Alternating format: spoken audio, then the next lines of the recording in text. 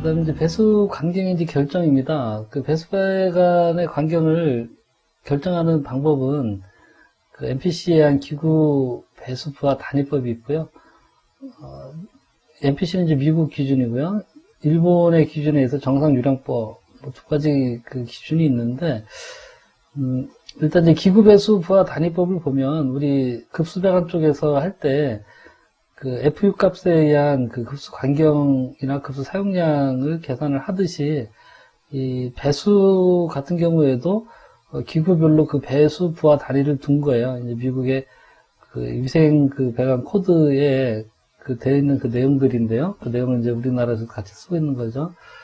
32mm의 그 배수관 사이즈를 갖고 있는 세면기를 그 테스트를 해보니까 평균적으로 28리터 정도, 분당 28lpm 정도의 물이 이제 나가던데, 이거를 이제 그 배수 부하 단위 1로 정하고, 이거를 기준으로 다른 기구들의 상대적인 배수 단위를 수치로 이제 표현을 한 거예요. 그래서 세면기가 1이고, 대변기, 롯탱크 타입은 4, 플래시밸브 타입은 물 배출량이 훨씬 더, 순간 배출량이 많죠. 그래서 8, 소변기 4, 싱크 2. 이렇게 해서 이제 기구 배수 부하 단위를 이렇게 정하고요. 그 다음에 이제 여기에 해당되는 위생기구들의 수량을 이제 곱해주면 되겠죠. 세면기가 10개다 그러면 1 곱하기 10, 대변기 롯탱크가 4개다, 5개다 그러면 4 곱하기 5, 뭐 이런 식으로 해서 이 배수 부하 그 값들을 다 이제 누계를 해줘요. 그 누계를 해준 다음에 적정한 그 수평 배관의 간경을 표 2에서 이제 찾는 거예요. 이 표 2에서 이제 수평 지관하고 수직관을 이제 간경을 결정을 하게 되는데, 앞에서 보한 그 배수 부하 단위의 그 값이 예를 들어서 뭐 한 40이다 라고 하면 20하고 160 사이죠. 40이면 그러면 21대가 75mm, 161대 100mm니까 큰 쪽으로 해서 100mm 배관으로 배수관으로 하면 된다는 얘기고요. 여기 이제 표에 보면 배수 수평지관이 있고 이제 뭐 브랜치 간격 3, 뭐 3층 이상 뭐 이렇게 돼 있는데, 이제 수평지관은 우리 일반적으로 생각하는 위생기구에서부터 이렇게 끌고 나가는 이제 수평 가지관을 생각하면 되고요. 3층 건물이나 또 브랜치 간격이 3 이내에 있는 그 건물의 수직관, 이거는 3층 이내 건물인데, 브랜치 간격이라는 게 뭐냐면 수평지관에 배관이 연결되는, 배수관이 연결되는 그 높이, 낙차죠. 낙차가 이렇게 이제 수평지관이고 위에 층에서 떨어질 때 2.5m 이상이 되면 이게 이제 브런치 간격 1이에요. 여기서 예를 들자면, 여기서 브런치 간격 2의 얘인데, 요 바로 위에 있는 거하고 그 밑에 수평 주간하고 높이 차가 2.5m가 안 되니까 이건 브런치 간격에 해당 안 되고, 요 층, 1층 거하고 2층 거가 연결되는 요 높이 차가 보니까 2.5m 이상, 보통 일반적인 건물 2.5m 이상 되죠. 되니까 여기 브런치 간격 1, 요 2층하고 3층도 또 2.5m 넘어가니까 브런치 간격 1 해서, 요거는 브런치 간격이 2인 거고요. 그 브런치 간격이 3인 경우는 수평 주간이 있고, 요 첫 번째 배관 연결된 낙차도 2.5m 넘고, 두 번째 배관 연결된 낙차도 2.5 넘고, 세 번째도 2.5 넘으니까 브런치 간격이 3, 이런 식이죠. 그래서 어쨌든 3층 건물 이내 또는 브런치 간격이 3 이상, 2.5m 넘는 수평 직원들이 연결되는 수량이 3 이내인 경우에는 요거에 의해서 수직간의 간격을 결정을 하면 되고요. 3층 이상인 건물에서는 이제 수직간은 요거 보고 이제 하면 되고, 브런치 간격 1나 한 개층의 그 수평 주간은 요쪽 거의 내용으로 그 배관의 간격을 결정을 하면 되는 거죠. 그리고 이제 여기 보면 요 2, 3인데 2가 뭐냐면, 뭐 예를 들어 이제 양변기가 연결된 그 배관에 FU 값을 뭐 다 했더니 18이 나왔다. 18이 나왔는데 그때 양변기 연결된 수량이 이제 2개 이내여야 된다는 거죠. 이 20 안에 그 양변기 수량이 2개 이내가 돼야 되지. 예를 들어 18이 나왔더라도 양변기 수량이 3개더라 그러면 75를 하지 말고 100으로 하라는 얘기죠. 결과적으로 양변기가 2개 이상이 연결이 되면 그 수평 주간은 무조건 100mm로 해야 된다는 얘기고요. 반대로 양변기가 그러면 하나만 연결이 되면 결국 75로 해도 상관없다, 이런 맥락이라고 보시면 돼요. 실제 양변기가 이렇게 내려가는 그 트랩의 부분은 사실 거의 50mm 이렇기 때문에 뭐 그런 맥락으로 이 부분 이해하시면 되고, 이쪽에 이제 입상간도 3, 돼 있는 부분은 이제 그런 맥락으로 보시면 돼요. 그래서 입상간에서는 6개 이내까지는 75mm로 입상간 세워도 되는데, 그 이상이 되면 무조건 입상간도 이제 100mm 이상, 6개 이상이 되면 100mm로 이제 입상간을 세우라는 얘기고요. 수평관은 그 2개 이상일 때는 100mm를 해라. 그런 맥락입니다. 그 다음에 이제 그 배수 수평 주간, 그 건물의 동지하의 그 횡주간 같은 거, 그 다음에 또 그 동지하의 횡주간이 아니더라도 그 층에 위생기구들이 되게 많아요. 그래서 여기서 오는 가지간, 여기서 오는 가지간 묶여서 그거를 입상간까지 끌고 가는 메인 수평 주간이라든지, 뭐 그런 것들, 그 다음에 이제 부지 배수관, 부지 배수관은 옥의 토목 하수관이나 배수관 얘기하는 거죠. 같은 기준으로 하는데, 구배에 따라서 이것들은 좀 달라요. 이거 이제 메인관 같은 경우에는 구배에 따라서도 이제 광경이 좀 달라지게 되는데, 구배가 세면 셀수록 25분의 1 이쪽이 훨씬 더 센 거죠. 200분의 1보다는. 200분의 1은 200까지 가서 1m 차이 나는 거고, 25분의 1은 25m 가서 1m 차이 나는 거니까 당연히 이쪽이 이제 경사가 센 건데요. 경사가 세면 셀수록 많으면 많을수록 요 접속할 수 있는 그 동일한 광경에 100mm 예를 들자면 광경에 100분의 1은 그 F 그 배수 부하 단위가 합이 180인 것까지 수용할 수 있는데 이 25분의 1의 구배로 하게 되면 250만큼 더 그 많은 양이죠. 180보다 250만큼의 그 기구 배수 부하 단위 합계까지도 수용할 수 있다라는 얘기니까 어쨌든 구배가 세면 물이 그만큼 잘 내려간다는 얘기라서 더 많은 양을 보내도 된다 그런 맥락이고요. 배수관 광경 선정시 위상을 보면은요, 배수관은 광경 선정할 때 최소 30mm 이상으로 그 배관을 해서 기구에 접속해야 된다는 얘기고요. 우리 세면기가 30mm 이상이 되니까 당연히 최소 광경이 이제 그렇게 이해하시면 되고, 그 지하에 매설을 땅에 매설을 하거나 아니면 뭐 건물 구조체 매설을 하거나 할 때는 최소 광경 50mm 이상 좀 잘 막히지 않도록 그렇게 하라는 그런 취지고요. 배수가 흐르는 방향으로 광경을 축소시키는 거는 배관이 막힐 우려가 크므로 절대 해서는 안 된다 얘기고요. 그 다음에 집수정 배수펌프 펌핑관 같이 이제 강제로 밀어내는 배관 같은 경우는 압력을 크게 이렇게 흔들리게 할 수 있기 때문에 이거를 이제 오수관이나 배수관의 중간에 자연 유화하는 그런 오수나 배수관에 묶는 거는 별로 이제 바람직한 방법은 아니고요. 가급적이면 이제 5개 토목 면허까지 별도 배관으로 해서 이제 하라는 얘기인데, 만약에 이제 부득이하게 연결을 하거나 할 경우에는 그 5개 배출 지점 근처에서 최대한 이제 밖에 그 건물 외벽 있는 데까지 끌고 가서 그쪽에 Y관을 이용해서 물의 흐름에 지장을 주지 않고 이렇게 잘 쓸려 내려갈 수 있도록 그렇게 해주라는 얘기고요. 아파트 동지하에 있는 그 집수정 그 펌핑 배관 같은 경우는 이렇게 연결하는 경우가 좀 많이 있죠. 배수 수직간의 광경은 그 체압의 가장 큰 배수관 부하에 적합한 광경과 동일한 광경으로 상층부까지 전체적으로 통일하여 설치한다. 이건 이제 배수 수직관도 이제 위에는 연결되는 양들이 적지만 내려갈수록 이제 그 배수관 안에 흐르는 양들이 많아지겠죠. 그래서 몇 미터가 사실은 제일 유량이 많고 광경도 커지겠죠. 그러면 그 큰 광경 기준으로 그냥 입상관을 다 세우라는 얘기죠. 그 입상관 위에 가서 쭌다 해서 이렇게 줄이지 말고 이 부분은 이제 신정 통기의 그 개념 때문에 뭐 이런 부분들이 있다고 이제 이해를 하시면 될 것 같고요. 어쨌든 중간에 이렇게 유속이나 이런 것들이 변경되거나 하지 않도록 하여간 좀 여유를 가지고 하는 게 이제 좋겠다. 이제 그런 이해하시면 될 것 같아요. 그 다음에 배수 수평 주관은 수직관보다 한 단계 큰 광경으로 선정하는 것이 바람직하다. 어쨌든 내려오는 수직으로 떨어지는 것보다 수평으로 가는 게 불리하기 때문에 뭐 수직관을 해서 광경 계산했더니 100mm예요. 그러면 수평관은 어차피 그물이 수평으로 흐르니까 이제 뭐 100mm 써도 되는 거 아니냐라고 할 수는 있긴 하지만 어쨌든 수직이 100mm면 수평은 한 125mm 이렇게 한 단계 이상 큰 광경을 해주는 게 좋다 이 얘기고요.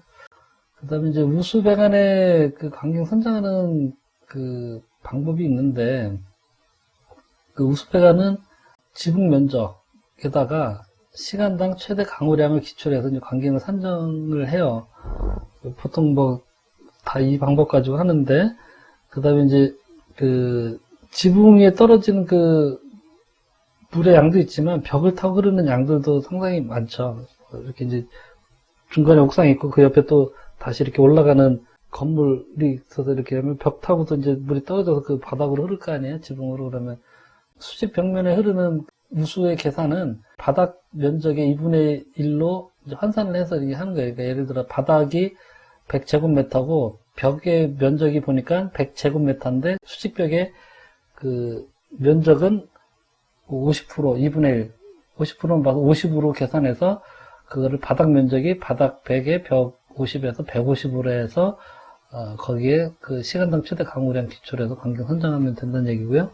이게 이제 강우량에 따른 우수 입상관의 크기인데 시간당 50mm의 비가 올 때, 시간당 150mm의 비가 올 때 이제 그 기준이고 일단은 몇 미리 기준으로 그 배관을 설정할 건가를 이제 결정을 해야 되는데 예전에는 뭐 시간당 100mm나 이거보다 좀 낮거나 아니면 뭐 최근 20년간의 그 기상청 그 자료를 봐서 시간당 최대 강우량 뭐 그런 거 이렇게 했었는데 요즘은 집중호우나 이런 사례들이 많아서 시간당 100mm 이상으로도 많이 해요. 예전에는 그렇게 기상청 자료 그냥 기준으로 해서 이렇게 많이 했지만 요즘은 시간당 100mm나 뭐 125mm나 150mm까지도 그 기준으로 설계할 때 기준을 그렇게 이제 주는 거죠. 그렇게 해서 뭐 예를 들어 이제 시간당 100mm 기준으로 한다 그러면 아까처럼 그 지붕 면적, 바닥 면적하고 그 바닥에 붙어 있는 수직면이 있으면 수직 벽면의 면적을 2분의 1 해서 그걸 같이 더해서 뭐 예를 들어 이제 바닥 면적이 300제곱미터가 됐다라고 하면 100mm로 해야 된다는 얘기고요. 만약에 시간당 강우량을 120으로 그 기준으로 하면 300mm 같으면 그래도 그때도 이제 100mm까지 하면 되네요. 근데 시간당 강우량을 150mm로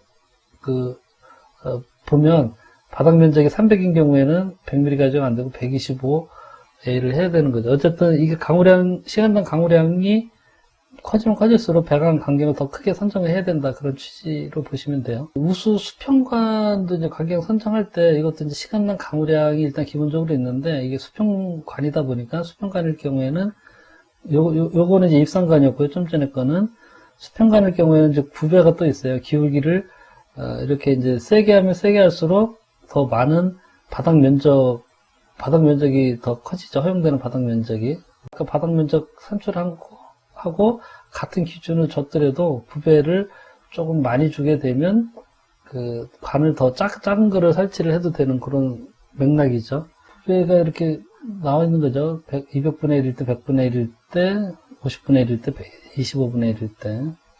다음에 이제 오배수 배관의 유지 관리인데, 일단은 보온이 필요한 경우가 있죠. 그 안에 배수의 온도가 낮거나, 아니면 또 실내 온습도나 뭐 이러저런 부분에 서 결로 우려가 있을 때는, 이제 보온을 해야 되는데, 대표적인 게 이제 우수관이에요, 우수관. 우수관 같은 경우에는 겨울철에 이제 빗물이 내리거나 이러면 천정 속에서 결로가 생겨서, 문제가 되는 경우가 많아서, 그 천정 속의 우수관은 대부분 이제 보온을 좀 해주고 있고요. 공조기 드레인관이라든지 에어컨 결로수관은 당연히 뭐 결로가 많이 생기니까 당연히 이건 기본적으로 그 보온을 해줘야 되고요. 이제 아파트 같은 경우 1층 발코니 하부에 노출된 배관이라든지 피로티 하부 천정 속에 있더라도 피로티 하부에 있는 배관들은 이제 겨울철에 외기랑 접하거나 온도가 많이 내려갈 수가 있어 동파 우려가 있으니까 이제 보온을 해주거나 열선까지도 가급적 이제 해주는 게 좋다는 얘기고요. 반대로 이제 배수 온도가 너무 높은 경우 수영장이나 사우나 뭐 식당 뭐 아니면 뭐 온도가 높은 그 고온의 그 폐수나 배수가 나오는 경우에는 PVC관으로 해놓으면 이제 처지는 경우가 많아서 주철관으로 한다든지 아니면 스테인리스 강관으로 한다든지 그런 그 강제 배관으로 하는 게 좋다는 얘기고, PVC 그 배관을 할 경우에는 온도가 좀 어느 정도 높을 거로 예상이 되면 지지철물 간격을 아주 촘촘하게 해줘야 돼요. 우리 시방서에도 보면 PVC 배관의 그 설치 간격이 상당히 좀 촘촘해요. 뭐 대부분 뭐 1m에서 2m를 넘어가질 않아요. 강관들은 보통 한 3m, 이 정도 사이즈 되면 3m 이상 미리 되는데, 어쨌든 이렇게 촘촘하게 해주고 이거보다도 더 촘촘하게 해줘야 되겠죠. 온도가 더 올라가면. 제가 예전에 병원 건물 리모델링을 하면서 이제 천장을 한번 뜯어본 적이 있는데 정말 거짓말 안 하고 PVC 배관이 이렇게 돼 있어요. 이렇게 전깃줄 쳐지듯이 중간에 그러면 다 이제 자꾸 막히죠. 한번 그렇게 휘어지고 나면 뭐 행가로 잡아 올려서 잡을 수도 없으니까 PVC 배관 같은 경우는 그 행가 설치 간격을 굉장히 좀 잘 신경 써서 잘 해줘야 됩니다. 배수 쪽에도 배수관에도 폐열 해수기를 쓰는 경우가 있어요. 그 수영장 같은 경우는 일상적으로 높은 고온의 그 배수가 나오고 식당 같은 경우도 이제 고온의 배수가 많이 나오죠. 그러니까 이 배수 그 나오는 거를 이렇게 통에 일단 잠기게 하고 통 잠겨 있는 그 통 안에다가 코일을 더요. 스파이럴 핀 튜브 보통 뭐 이렇게 이제 많이 하는데 그래서 이제 보통은 이제 급탕이나 이런 거 예열용으로 많이 쓰죠. 급수 들어와서 여기서 이렇게 열교환기를 통과하는 동안에 그 고온의 배수나 폐수와 열교환을 해서 온도가 올라가서 이제 그 가열 장치로 가도록 이렇게 하고요. 위에 뚜껑을 잘 열 수 있게 이렇게 하는데 이거 해놓고 나면 뭐 보통 2, 3년 후에 가면 거의 안 쓰더라고요. 왜냐하면 여기 이제 찌꺼기들이 끼고 이러기 때문에 청소를 주기적으로 자주 해줘야 되거든요. 뭐 배수에 뭐 머리카락이나 이런 게 많이 있겠죠. 수영장이니까. 머리카락 이런 게 한번 열었는데 엉키면 잘 빼내기 청소하기 어렵죠. 그래서 대부분 보면 이거 설치할 때 옆에다가 이제 바이패스 배관을 하나 이렇게 더 여기 이제 유입이고 유출이다 이러면 크게 이렇게 바이패스 배관 하나 두든지 아니면 나중에 그 바이패스 배관이 없으면 뭐 몇 년 후에 가면 이게 막혀서 맨날 청소해주기 귀찮으니까 관리자들이 그 청소하는 것도 뭐 깨끗한 컨디션이 아니잖아요. 그리고 또 뭐 그렇게 해서 뭐 막히거나 이러면 또 일로 물이 넘치거나 하는 뭐 그런 사례도 있고 그래서 이거 배수에 폐열해수기 쓰려면 물이 어느 정도 좀 이물질이나 이런 것들이 상태가 좀 괜찮은 상태가 돼야 될 것 같아요. 뭐 주방이나 이런 것들은 제가 볼 땐 좀 어려울 것 같고 그나마 수영장 정도는 그나마 머리카락 말고는 뭐 양호한 상태니까 꼭 그런 거 아니어도 이제 공장이나 이런 데서는 고온의 양질의 배수들이 나올 수 있겠죠. 뭐 섞어서 이제 버리는 물이지만 전혀 이물질이 없는 그런 물들도 많이 있으니까 그런 경우에는 폐열해수기를 사용하면 많이 열을 해소할 수 있겠죠. 냄새 역류되는 거에 대표적인 경우는 봉수가 깨졌거나 아니면 이런 봉수컵, 이런 봉수장치들 조립을 제대로 안 한 거죠. 이거 꽉 껴서 여기 패킹 같은 게 있고 그러는데 기밀성 있게 유지되도록 위치를 잡아놔야 되는데 끼워놔야 되는데 청소하고 나서 대충 껴놓으면 그 틈이 있어서 그 틈으로 이제 냄새가 나온다든지 이런 배수관 연결할 때 요 주위에 이제 패킹 같은 걸 안 넣으면 또 요 틈새에서 또 냄새가 새 나오겠죠. 싱크대 같은 경우도 이제 마찬가지고요. 배관에 막히면 가장 큰 원인은 기울기, 그 다음에 안에 찌꺼기, 기름 성분, 뭐 이런 것들. 음식점이나 주방 같은 경우에는 이제 그리스 출액 같은 거를 반드시 좀 설치를 해야 되고요. 뭐 이제 여담으로 뭐 백종원의 골목식당 종종 보는데 거기 내용이 보면 이제 백종원 씨가 그 프라이팬 뭐 이렇게 볶고 나면 바로 식기 전에 물로 한번 싹 씻어서 설거지를 해놔야 된다, 버려야 된다라고 그렇게 이제 이야기를 하는데 그게 이런 거 유발되는 대표적인 경우죠. 프라이팬에 뭐 볶고 기름 쓰고 라면 일단 휴지로 한번 닦아서 주방 티슈로 닦아서 기름 빨아 당겨서 이제 그 쓰레기로 버리고 나서 이제 설거지를 해야 되는데 뭐 그냥 물로 씻거려면 이제 당장 거기서 눈앞에서는 사라졌지만 물에 섞여서 내려간 기름은 배관에서 이렇게 다 막히기 때문에 그걸 이제 백종원 씨가 골목식당에서 잘못 얘기하시는 것 같아요. 우리가 그것 때문에 많이 당하죠. 그래서 어쨌든 그렇고요. 트랩에다 이중 트랩 설치한 경우에도 이제 잘 막힌다. 이중 트랩 되지 않도록 하라는 얘기고요. 관경이나 통기관, 관경이 부족하거나 통기관이 누락된 경우 당연히 막히는 경우가 더 늘어날 테고 하여간 내용도 보시면 이해되실 것 같습니다. 여기까지 해서 오배수관에 대한 설명을 마치겠습니다. 고맙습니다.